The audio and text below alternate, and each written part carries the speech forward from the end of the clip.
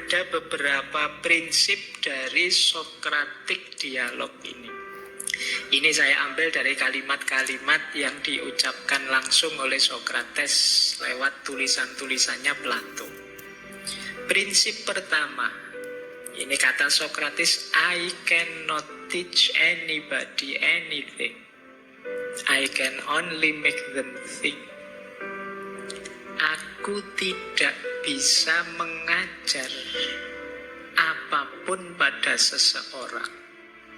Yang bisa aku lakukan hanya membuat mereka berpikir. Ini kelihatannya sederhana, tapi jangan dikira membuat orang berpikir itu mudah. Kalau kalian disuruh milih, mungkin kalian lebih enak ngajar sesuatu. Kayak tadi, memberitahu tutur-tutur, mencekoki orang dengan sesuatu. Ini lebih mudah juga lebih menguntungkan. Kalian dianggap orang pinter, kalian mungkin terkenal viral jadi ilmuwan, jadi ulama, jadi ustadz. Itu model ngajar gini lebih menguntungkan sebenarnya. Tapi kalau Socrates tidak mengambil opsi itu, dia lebih mengambil opsi yang tidak terlalu menguntungkan padahal sulit, tapi manfaatnya besar. Yaitu apa? Membuat orang berpikir. Oh, itu tidak sederhana membuat orang berpikir itu. Kalau membuat orang marah gampang, membuat orang tersinggung gampang, membuat orang baper gampang, tapi membuat orang berpikir sulit. Jadi membuat orang penasaran kemudian ingin merenung secara dalam itu tidak gampang. Manusia itu biasanya ketika usianya beranjak dewasa lebih suka mengikuti kenyamanan hidup, bukan tantangan hidup. Sehingga akhirnya ya kalau ada hal-hal yang dianggap mengusik pikirannya, dia harus berpikir ulang, dia harus mengevaluasi ulang hidupnya. Biasanya kita cenderung enggan, tidak mau. Ngapain sih repot-repot, ngapain sih capek-capek. Kayak di minggu pertama ketika Socrates meminta kita merenungi hidup kita, itu kan kita lebih banyak, alah Pak, tidak usah begitu-begitulah. Hidup biasa saja, seperti biasanya. Asik-asik aja lah Pak, nggak usah ruwet-ruwet. Kan kita lebih milih begitu. Jadi mendorong kita berpikir itu sulitnya luar biasa. Bahkan kuliah mungkin mahasiswa S1, S2, S3 itu lebih suka hanya dosennya bilang apa, saya ingat-ingat, saya hafalkan. Kan sebagian besar begitu. Tidak terdorong berpikir sendiri. Nah, Socrates memposisikan diri sebaliknya. I can only make them think. Aku hanya bisa membuat mereka berpikir. Ini seolah-olah sederhana, padahal luar biasa. Membuat orang mau berpikir. Kalau di Indonesia kan yang gencar seperti ini hanya Cak Lontong. Kamu dimarahi terus kan oleh Cak Lontong, itu mikir. Jadi ayolah berpikir dalam hidup ini. Nah, itu maunya Socrates begitu. Kita ini hidup ini terlalu banyak hal yang kita anggap rutin, kita anggap kita sudah tahu padahal belum tahu. Kita anggap kita ini sudah paham padahal tidak yakin kalau diuji beneran kita bisa jawab. Jadi prinsip pertama ini yang dipakai oleh Socrates ketika ingin melakukan dialog. Prinsip kedua, kenapa dia melakukan dialog? Kata Socrates, education is the kindling of a flame, not the filling of a vessel. Pendidikan itu menyalakan api, bukan mengisi bejana. Jadi pendidikan yang baik itu yang membuat orang hidup menyala, aktif berpikir, aktif merenung, aktif menggali, mencari. Bukan seperti memenuhi gelas, memenuhi bejana, memenuhi pot dengan sesuatu. Tidak begitu. Jadi otak kita, pikiran kita jangan diibaratkan seperti ember besar yang harus diisi ilmu sebanyak-banyaknya. Tidak begitu.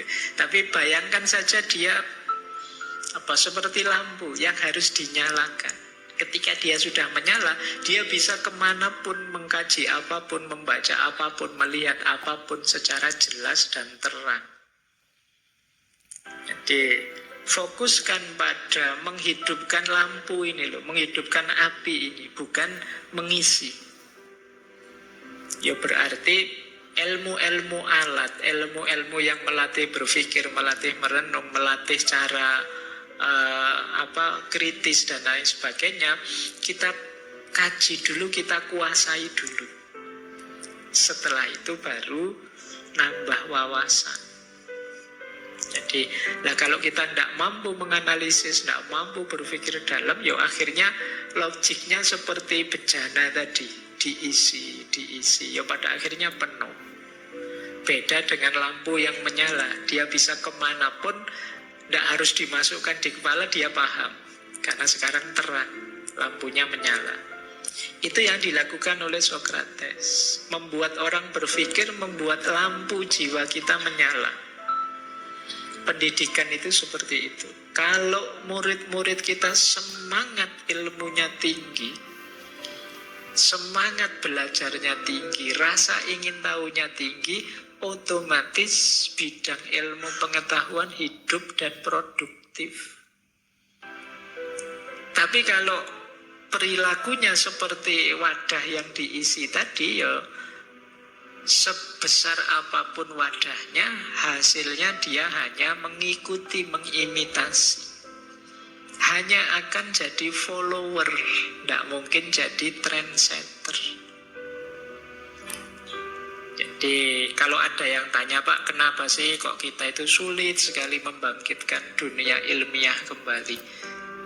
Apakah itu dunia timur ataukah dunia Islam? Misalnya dulu pernah jaya loh, luar biasa. Sekarang kok surutnya banyak. Jangan-jangan yang diisi air, bukan seperti lampu yang harus dinyalakan. Nah, sekarang mari ubah orientasinya. Mari jadi, ini kan hampir semuanya peserta ngaji para mahasiswa. Semoga jadi mahasiswa yang menyala.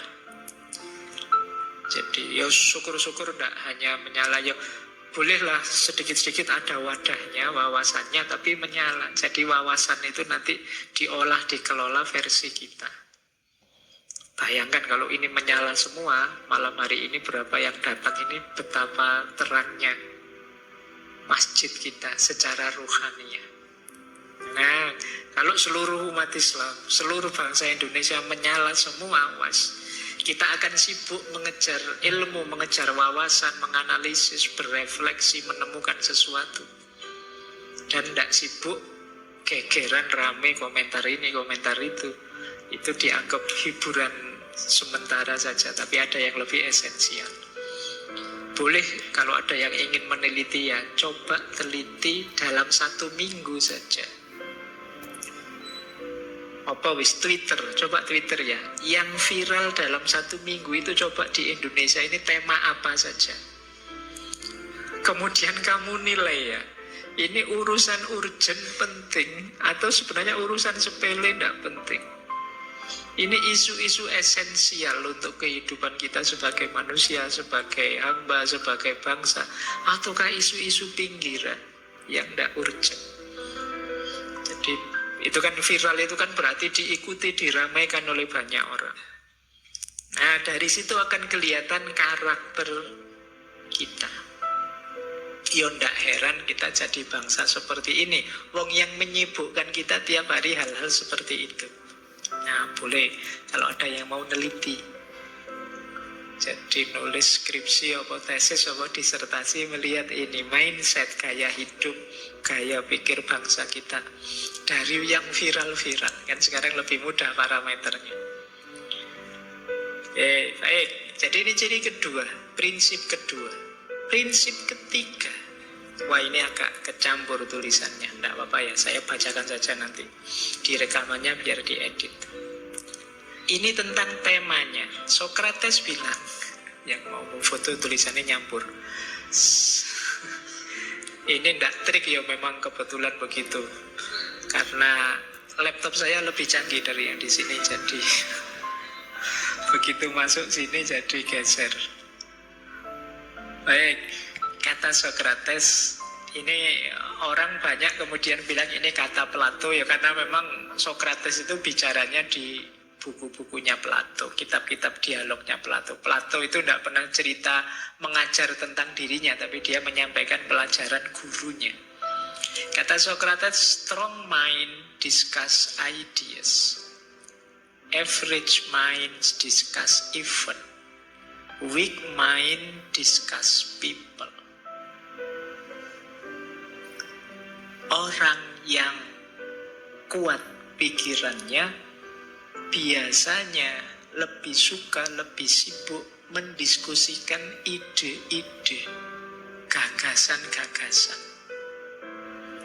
Orang yang pikirannya rata-rata, ya sederhana lah, tidak terlalu tinggi, tidak terlalu rendah, itu biasanya senang membahas, mendiskusikan peristiwa-peristiwa.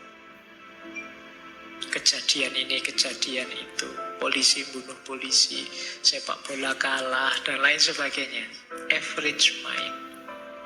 Ada lagi weak mind, pikiran yang lemah, discuss people, ngomongin orang, gosip, gibah. Ada yang lebih ngeri lagi, fitnah. Nah, itu ciri-ciri weak mind. Jadi menyerang orang, merendahkan orang, ngomong jeleknya orang. Ini level pikiran yang rendah. Kalau level pikiran rata-rata itu ngomong peristiwanya. Kalau pikiran yang kuat itu yang dibahas ide-ide, gagasan-gagasan, kreativitas dalam ilmu. Nah, ini lanjutannya penelitian tadi ya. Kamu kira-kira bangsa kita itu level mainnya ada di mana? Termasuk weak mind, average mind, atau strong mind? Pikiran yang kuat atau rata-rata saja? Atau kalian sendiri coba kamu baca WA-mu seharian ini. Ada ndak yang bahas ide atau gagasan? Wah, kita mendiskusikan filsafat ini ono nggak sih ngono? Atau peristiwa? Ada kecelakaan itu peristiwa yang dibahas. Ada demo di sana, ada itu peristiwa. Atau bahas orang. Jadi orangnya yang dibahas. Seandainya bukan orang lain, ya dirimu sendiri. Aku sedang ngaji nih, aku sedang itu nih, orangnya yang dibahas. Nah, kalau di dialognya Socrates, temanya tema dalam, tema tinggi, maka tema ideas.